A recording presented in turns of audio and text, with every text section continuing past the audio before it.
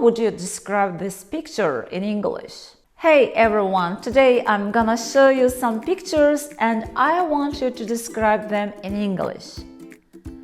You'll think for a few seconds and after you think, I'll give my sample. Ready? Let's go! What do you see in the picture? My example is, a boy is kicking a football in the field. Did you describe it in a similar way? Now take a look at this one. What can you say about it? I'd describe it like this. A girl is reading a book under a tree. How would you describe this view?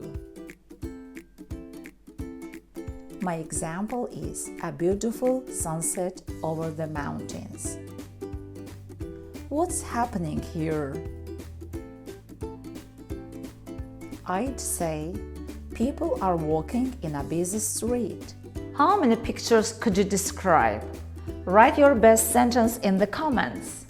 See you next Saturday!